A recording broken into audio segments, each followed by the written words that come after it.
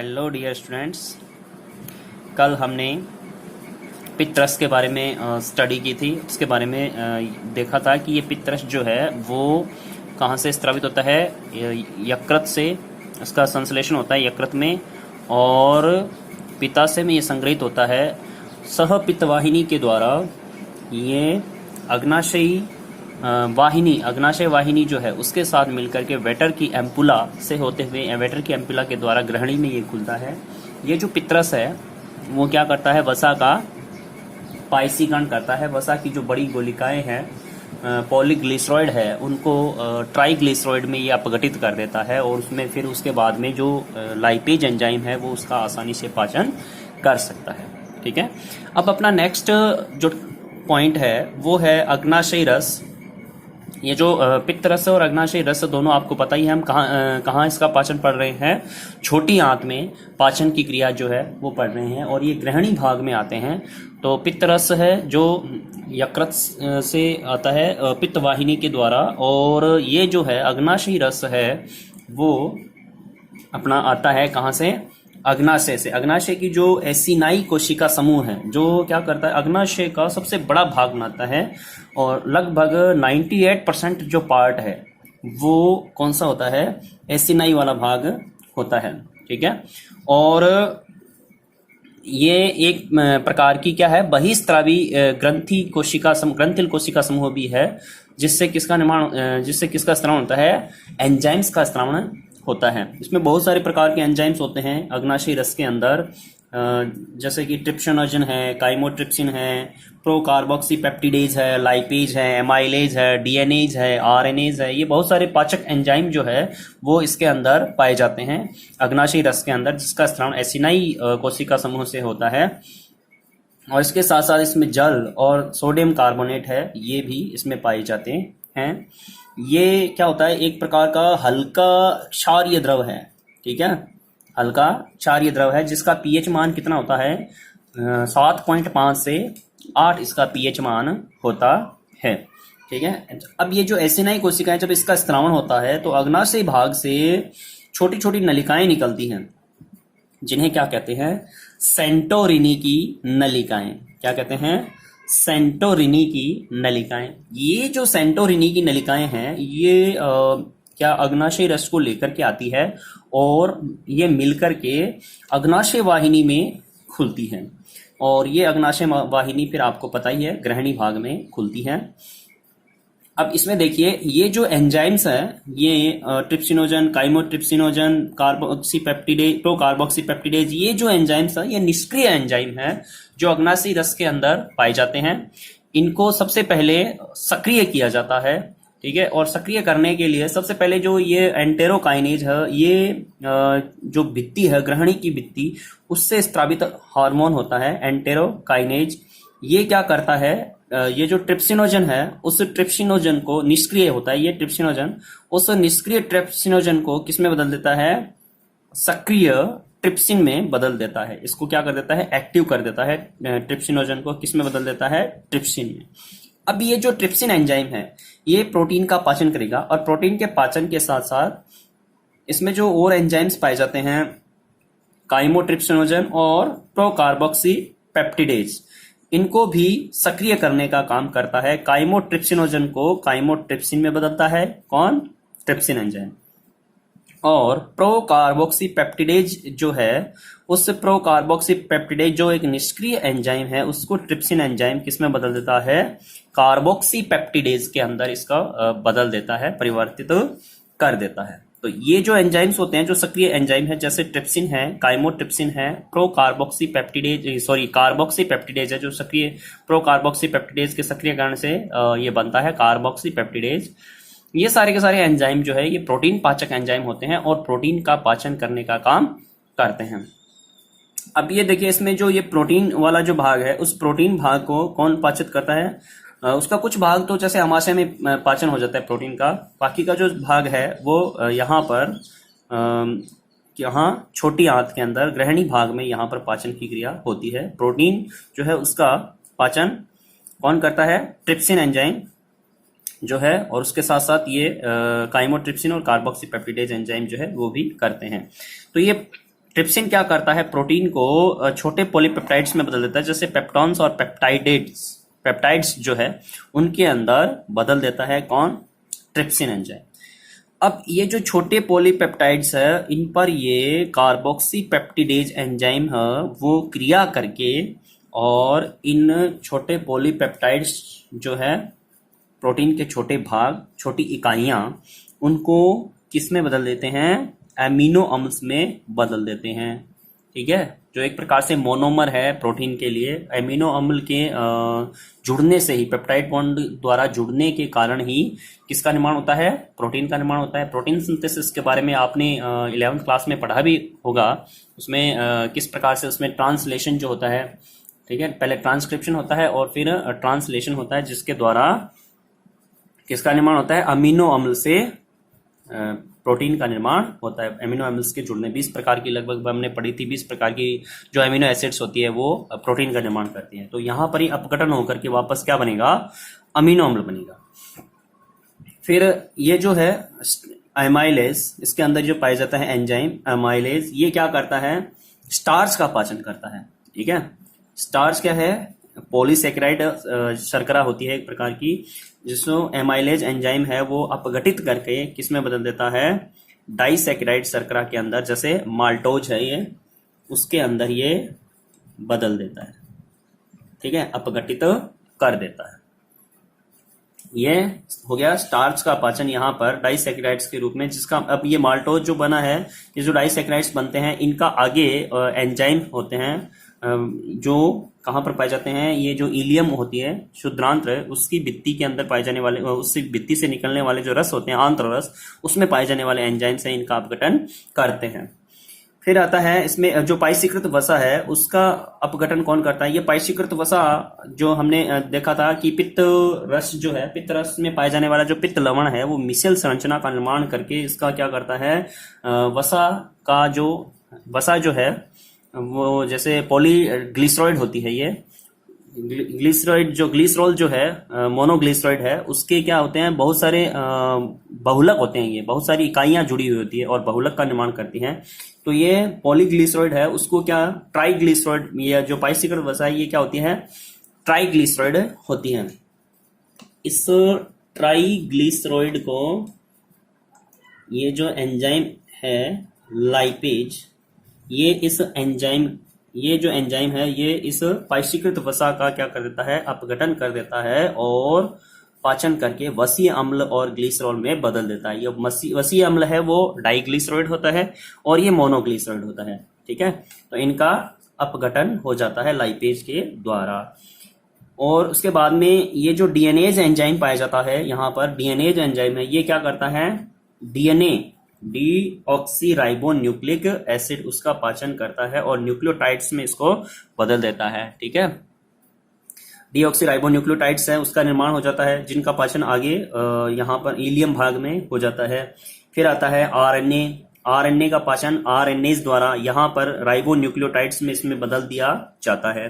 ठीक है, तो इस प्रकार से ये जो अग्नाशयी रस है इसमें पाए जाने वाले ये जो एंजाइम होते हैं, ये एंजाइम क्या करते हैं, यहाँ पर भोजन के जो घटक होते हैं उनका पाचन करने का काम करते हैं। इसके बाद में यहाँ पर पाचन होने के बाद में, यहाँ पर पाचन वसा का हो गया, स्टार्च का हो गया, प्रोटीन का हो गया, ठीक है, और कुछ जैसे ये न्यूक्लिक एसिड्स है उनका भी पाचन हो जाता है। तो यहाँ से पाचन के पश्चात ये अग्नाशयी रस है और यहाँ पर उसके साथ में पित्त रस भी मिला हुआ होता है। अग्नाशयी रस और पित्त रस और यहाँ पर आने वाला जो काइम है, जो कहाँ से आया, आमाशय से, इस आमाशय से आने वाले काइम के साथ में अग्नाशयी रस और पित्त रस दोनों मिलकर के ये क्या मिलाते हैं, या क्या बनाते हैं, काइल बनाते हैं। ठीक है, क्या बनाते हैं, काइल।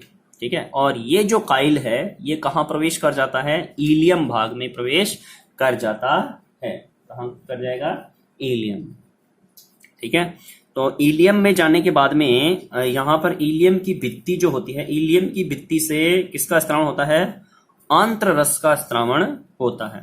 ठीक है, जिसमें बहुत सारे एंजाइम्स होते हैं। तो इलियम की भित्ति की जो कोशिकाएं हैं वो क्या करती है, आंत्र रस का स्त्रावण करती है। ठीक है, ये लगभग प्रतिदिन 1 से 2 लीटर।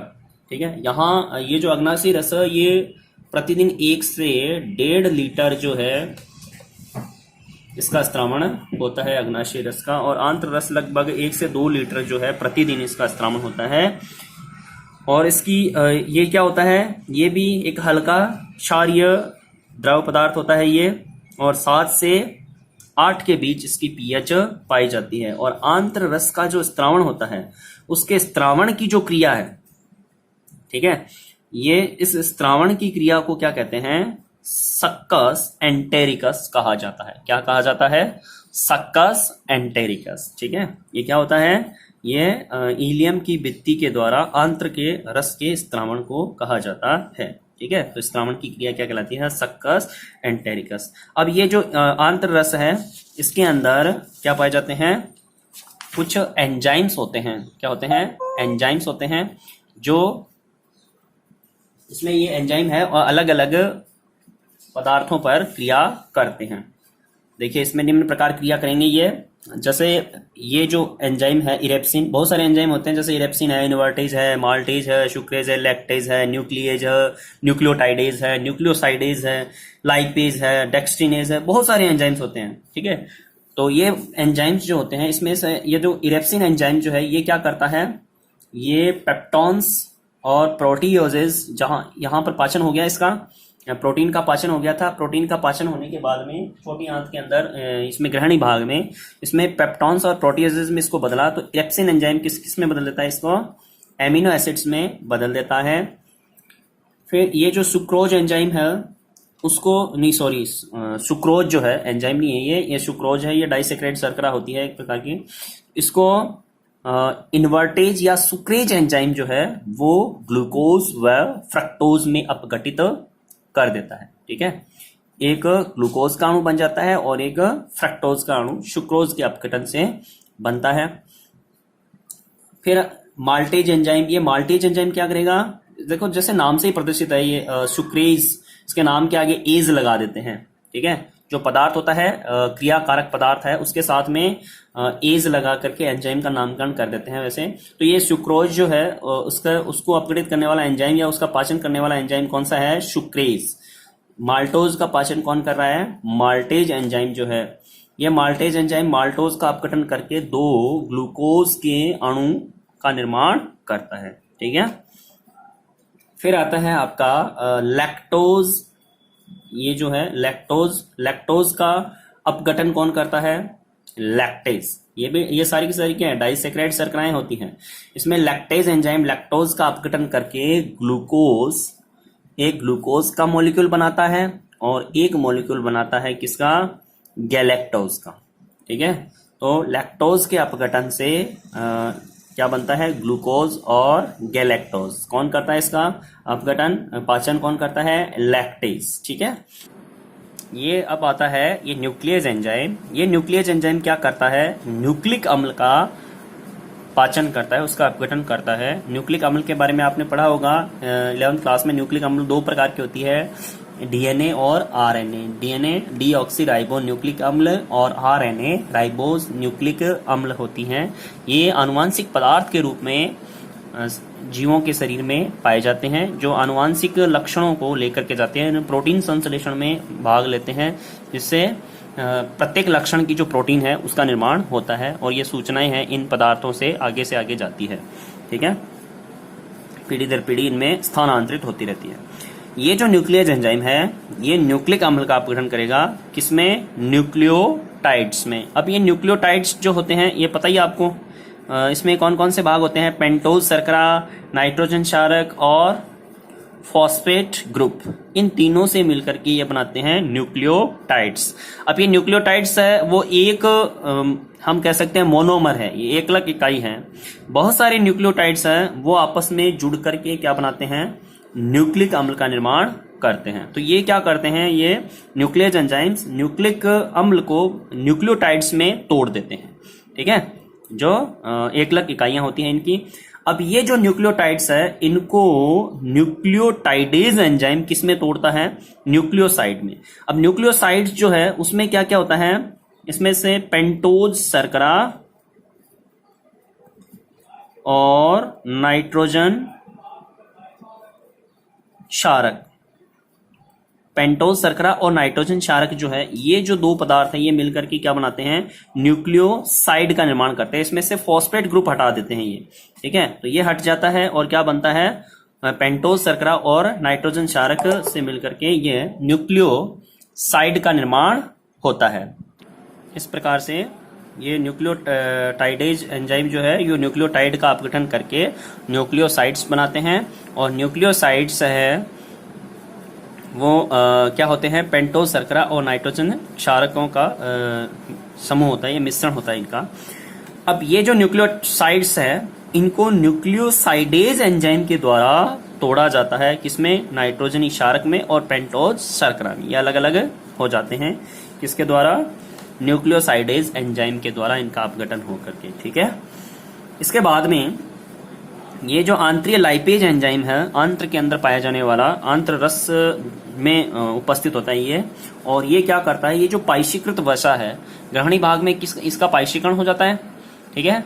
और पाइशीकरण कौन करता है, बताइए आपको, पित्त लवण के द्वारा। पित्त रस जो है उसमें वो पाइशीकरण की क्रिया करता है और ट्राइग्लिसराइड में बदल देता है, और यहाँ पर पाइशीकृत वसा का जो पाचन है वो आंतरीय लाइपेज के द्वारा होता है, और डाइग्लिसराइड फैटी एसिड और मोनोग्लिसराइड ग्लिसरॉल के अंदर ये इसमें अपघटित कर देते हैं इनको, ठीक है। फिर आता है अल्फा सीमित डेक्स्ट्रिनेज, ठीक है। अल्फा लिमिट डेक्स्ट्रिनेज है, ये जो डेक्स्ट्रिन का पाचन करते हैं। डेक्स्ट्रिन क्या होता है, ये किसके हाइड्रोलाइसिस से बनता है, ये जो स्टार्च होती है, स्टार्च के हाइड्रोलाइसिस से, यानी इसके अपघटन से ये बनते हैं, और अपघटन से ये जो 1 से 6 मॉलिक्यूल्स होते हैं इसके बंध बनते हैं इसमें, और बंधों के द्वारा ये क्या बनते हैं, डेक्स्ट्रिनेज का निर्माण होता है, ठीक है। तो ये छोटे अणुभार वाले अणु होते हैं जिनका अणुभार क्या होता है, कम होता है, और कम अणुभार वाले अणु जो किसके हाइड्रोलाइसिस से बनते हैं, ये स्टार्च के हाइड्रोलाइसिस से बनते हैं, ठीक है। तो ये क्या होते हैं, कम अणुभार वाले कार्बोहाइड्रेट हैं, ठीक है, जो अल्फा सीमित डेक्स्ट्रिनेज एंजाइम के द्वारा अपघटित होकर के किस में बदल जाते हैं, ग्लूकोज इकाइयों में बदल जाते हैं, ठीक है। और उसके बाद में एमिनोपेप्टाइडेज एंजाइम जो है ये क्या करता है, ये पॉलीपेप्टाइड्स जो होते हैं उनका अपघटन करके किस में बदल देते हैं, पॉलीपेप्टाइड्स ये क्या है, प्रोटीन ही है। अब प्रोटीन का पाचन करके किस में बदल देते हैं, डाइपेप्टाइड्स व अमीनो अम्लों के अंदर इसमें बदल देते हैं, ठीक है। अमीनो अम्ल क्या है, एक मोनोमर है, और डाइपेप्टाइड्स में अमीनो अम्ल के 2 मॉलिक्यूल है वो जुड़े हुए रहते हैं। अब ये जो डाइपेप्टाइड्स होते हैं इनको फिर अमीनो अम्ल में कौन बदलता है, डाइपेप्टिडेज एंजाइम। कौन बदलता है, डाइपेप्टिडेज। ये डाइपेप्टिडेज ये किसको, डाइपेप्टाइड्स को, जो पॉलीपेप्टाइड्स के अपघटन से बना, और उसको डाइपेप्टिडेज एंजाइम है वो किस में बदल देता है, एमिनो एसिड्स में बदल देता है, ठीक है। तो इस प्रकार से जो इलियम भाग जो है, छोटी आंत वाला जो भाग है, उस छोटी आंत वाले भाग में पाचन हो जाता है, और ये पूर्ण रूप से भोजन का संपूर्ण पाचन जो है वो छोटी आंत में होता है। इसका कुछ भाग है वो किसमें, ग्रहणी भाग में, ज्यादातर अधिकांश भाग है वहां पर पाचन हो जाता है, और कुछ भाग जो है वो कहां पर पाचन होता है, इसका इलियम वाले भाग में इसका पाचन होता है, ठीक है। ग्रहणी भाग में पित्त रस और अग्नाशयी रस होते हैं, जिनके अंदर पित्त रस तो क्या करता है, वसा का पाइशीकरण करने का काम करता है, और जो अग्नाशयी रस है उसमें पाए जाने वाले जो एंजाइम है वो क्या करते हैं, भोजन के घटकों का, अवयवों का पाचन करने का काम करते हैं। फिर इलियम भाग में जब आता है काइल के रूप में भोजन, तो ये आंत्र रस है, उसमें पाए जाने वाले जो एंजाइम्स हैं वो उस पर भोज्य पदार्थों पर क्रिया करके, जो अपघटित पदार्थ होते हैं उन पर क्रिया करके उनको सरल इकाइयों में बदल देते हैं, ठीक है, सरल अवशोषण योग्य इकाइयों में बदल देते हैं। अब ये जो सरल अवशोषण योग्य पदार्थ जो बन जाते हैं यहाँ पर आंत्र में, तो यहाँ पर इसके बाद में क्या होता है, भोज्य पदार्थों का अवशोषण होता है, ठीक है। और यह अवशोषण इसमें पाए जाने वाले जो रसांकुर होते हैं छोटी आंत्र में, उनके द्वारा इनका अवशोषण कर लिया जाता है, ठीक है। तो ये जो पचित भोजन है उसका अवशोषण, एब्सॉर्प्शन ऑफ डाइजेस्टेड फूड, ठीक है, इसके बारे में पढ़ेंगे हम। क्या होता है इसमें? Absorption of digested food. ये जो पचित भोजन है उसका पाचन, उसका अवशोषण किसके द्वारा किया जाता है? आंत्र की उपकला कोशिकाओं के द्वारा। एपिथेलियल सेल्स जो होती हैं, सबसे आंतरिक भाग, सबसे ऊपर वाली जो उपकला है, उसके द्वारा इसका क्या किया जाता है? अवशोषण किया जाता है। इनके माध्यम से रुधिर या लसिका में स्थानांतरण। ठीक है, अब देखो अवशोषण कहते हैं किसे? ये एक परिभाषा है कि पचित भोजन का आंत्र की उपकला कोशिकाओं के माध्यम से, ठीक है, आंत्र की उपकला कोशिका, हमने पढ़ा था इसमें आंतरिक भाग जो होता है, कौन सा भाग पाया जाता है? उसमें 4 भाग पढ़े थे हमने, सिरोसा और पेशी स्तर और सब म्यूकोसा और म्यूकोसा। तो इसमें जो म्यूकोसा की जो कोशिकाएं हैं वो इसकी उपकला कोशिकाएं बनाती हैं, और ये म्यूकोसा की सेल्स जो होती हैं उनके अंदर क्या पाए जाते हैं? म्यूकोसा को जो स्तर है उसमें क्या पाए जाते हैं? रसांकुर पाए जाते हैं, छोटे छोटे उभार होते हैं। और इन रसांकुर क्या करते हैं? अवशोषण का सतही क्षेत्रफल बढ़ाते हैं, और जिनके द्वारा भोजन का अवशोषण होता है। तो यहाँ पर ये क्या करते हैं? रसांकुरों के द्वारा क्या होता है? भोजन का आंत्र की उपकला कोशिकाओं के माध्यम से अवशोषण होता है, और फिर उसमें कहाँ भेजा जाता है? रुधिर या लसिका में स्थानांतरण किया जाता है। इस क्रिया को क्या कहते हैं? अवशोषण कहते हैं। ये पूरी की पूरी प्रोसेस क्या कहलाती है? अवशोषण कहलाती है, एब्जॉर्प्शन कहलाती है। ठीक है, अधिकांश जो भाग है भोज्य पदार्थों का वो कहाँ पर अवशोषित होता है? शुद्रांत्र में। ठीक है, कहाँ होता है? शुद्रांत्र में। शुद्रांत्र में पूर्ण भोजन का पूर्ण पाचन होता है, और अवशोषण भी सबसे अधिक कहाँ होता है? शुद्रांत्र में होता है भोज्य पदार्थों का। कुछ भाग जो है, जैसे अल्कोहल है और औषधि है, दवाइयां हैं, कुछ दवाइयां और अल्कोहल है, उनका अवशोषण कहाँ होता है? आमाशय में किया जाता है। ठीक है, और जल का अवशोषण कहाँ होता है? जल का अवशोषण होता है बड़ी आंत में, बृहदांत्र में। ठीक है, बृहदांत्र में पाए जाने वाले जो रसांकुर है वो विलाई जो है वो इनका अवशोषण करते हैं। किसका? जल का अवशोषण। ठीक है, उसके बाद में उसका अपचित अर्धठोस पदार्थ में बदल दिया जाता है। ठीक है, फिर आता है, अब देखिए इसमें अवशोषण के लिए आंत्र उपकला पर क्या पाए जाते हैं? अनेक वलन, जिसका हमने अभी चर्चा की इसके बारे में, जो रसांकुर व सूक्ष्मांकुर। ठीक है, कैरकरिंग के वलन बोलते हैं। उसमें कैरकरिंग के वलन पर क्या पाए जाते हैं? सूक्ष्मांकुर, छोटे छोटे अंगुलीनुमा उभार पाए जाते हैं, जिन्हें रसांकुर व सूक्ष्मांकुर कहते हैं। ये मिलकर के सारे वलन, रसांकुर, सूक्ष्मांकुर, ये एक अवशोषणकारी सतह का निर्माण करते हैं। किसका निर्माण करते हैं? अवशोषणकारी सतह का निर्माण करते हैं, जिसे क्या कहते हैं? ब्रुश बॉर्डर कहा जाता है। क्या कहा जाता है? Brush border. ठीक है, तो ये ब्रश बॉर्डर का निर्माण करते हैं। अब देखिए अवशोषण है वो कितने प्रकार का होता है? अवशोषण भोज्य पदार्थों का 2 प्रकार से होता है, एक तो सक्रिय और एक निष्क्रिय। 2 प्रकार से भोज्य पदार्थों का क्या होता है? अवशोषण होता है। सक्रिय अवशोषण में तो क्या होता है कि अब देखो नाम ही सक्रिय है, यानी इसमें क्या है? ऊर्जा की आवश्यकता है, हमें एनर्जी चाहिए। ठीक है, एनर्जी काम में आएगी। तो ये क्या होता है? अब देखो एनर्जी क्यों चाहिए हमें? क्योंकि यहाँ पर अवशोषण जो है वो सांद्रता प्रवणता के विरुद्ध हो रहा है। ठीक है, सांद्रता प्रवणता से मतलब कि आंत्र की उपकला कोशिकाओं में उन पदार्थों की मात्रा ऑलरेडी पहले से ही पाई जाती है, उनकी सांद्रता अधिक है, फिर भी उसके विरुद्ध इन पदार्थों को क्या किया जाता है? अवशोषित किया जाता है। तो इसके लिए किसकी आवश्यकता होती है? ऊर्जा की आवश्यकता होती है। ठीक है, और यहाँ पर किन पदार्थों का सक्रिय अवशोषण के द्वारा किन पदार्थों का अवशोषण किया जाता है? ग्लूकोज है, एमिनो एसिड्स है, और कुछ आयन जैसे सोडियम, पोटेशियम आदि आयन जो है, इन आयनों का और इन पदार्थों का क्या किया जाता है? अवशोषण किया जाता है। किस प्रकार के अवशोषण में? सक्रिय अवशोषण। ठीक है, तो इसमें सांद्रता प्रवणता के विरुद्ध अवशोषण होता है, इसके लिए ऊर्जा की आवश्यकता होती है। ठीक है, और इसमें इसके द्वारा किसका अवशोषण होता है? ग्लूकोज का, जो कार्बोहाइड्रेट के अपघटन से बनता है, एमिनो एसिड्स का जो प्रोटीन के अपघटन से बनते हैं, और कुछ आयन जो है उनका अवशोषण होता है। फिर दूसरे प्रकार का जो अवशोषण है उसके कहते हैं निष्क्रिय अवशोषण। क्या कहा जाता है? निष्क्रिय अवशोषण। ये निष्क्रिय अवशोषण है, ये बिना किसी ऊर्जा के, देखो नाम ही निष्क्रिय है। ठीक है, तो निष्क्रिय से क्या प्रदर्शित होता है? मतलब इसमें कोई किसी प्रकार की ऊर्जा की आवश्यकता नहीं है। ठीक है, तो ये स्वतः ही क्या होता है? सांद्रता प्रवणता के कारण ये इसमें पदार्थों का क्या होता है, अवशोषण होता है। ठीक है, तो यहां पर बिना किसी ऊर्जा के अधिक सांद्रता से कम सांद्रता की ओर गमन होता है। आंतर गुहा में उन पदार्थों की सांद्रता अधिक होती है और उपकला कोशिकाओं में सांद्रता कम होती है। तो इस हिसाब से क्या होता है, ये अपने आप स्वतः ही उच्च सांद्रता से कम सांद्रता की ओर ये पदार्थ है वो गमन कर जाते हैं बिना किसी ऊर्जा की आवश्यकता के।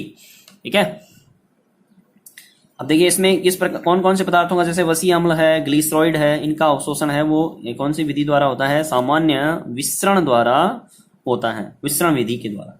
ठीक है, विसरण जानते हो आप, क्या होता है विसरण, किसी भी पदार्थ का जो है वो अधिक सांद्रता से कम सांद्रता की ओर जो गमन है वो क्या कहलाता है, विसरण कहलाता है। अब देखिए जल जो है वो पराशरण विधि द्वारा अवशोषित होता है। जल क्या होता है, पराशरण विधि क्या होती है, पराशरण किसे कहते हैं, जल का अपनी अधिक सांद्रता से कम सांद्रता की ओर गमन। ठीक है, तो ये क्या क्या क्या क्या कहलाता है, पराशरण कहलाता है। तो ये पराशरण विधि द्वारा जल का अवशोषण हो जाता है। तो इस प्रकार से ये इन पदार्थों का निष्क्रिय विधि के द्वारा अवशोषण होता है। ठीक है, तो ये जो भोज्य पदार्थों का अवशोषण है, इनमें हम पढ़ेंगे ग्लूकोज का अवशोषण तथा ग्लूकोज है, अमीनो अम्ल है और वसा है। इन पदार्थों का क्या करते हैं, अवशोषण के बारे में हम अध्ययन करेंगे, जो कि अपने नेक्स्ट वीडियो के अंदर इसका डिस्कस करते हैं। हाँ, तो विद्यार्थियों इसके बाद में मैं आपको एक बात और कहना चाहता हूँ कि ये जो पढ़ाया जा रहा है, जो भी कंटेंट्स आपको डेली वीडियो जो भेजे जा रहे हैं, आप उनका साथ साथ में होमवर्क है वो ज़रूर ही निश्चित रूप से करते रहें। ठीक है, और जो होमवर्क आपने किया है उस होमवर्क को आप हमारे पास भेजते रहें, जिससे क्या है कि हम उनको देख करके ये अवलोकन कर सकें कि आपने ये होमवर्क किया है, उसमें कोई गलती तो नहीं की है, सही किया है या नहीं किया है, या आप पढ़ रहे हैं, उसका भी आपको ये हम है वो मूल्यांकन कर सकते हैं। तो और कोई इससे संबंधित आपकी कोई समस्या हो, टॉपिक से संबंधित, तो वो समस्या भी आप हमसे पूछ सकते हैं। कुछ बच्चों ने मुझे होमवर्क जो है अपना वो करके भेजा है। ठीक है, और आप ज़्यादा से ज़्यादा संख्या में आप होमवर्क करें और कंप्लीट करके मुझे भेजें।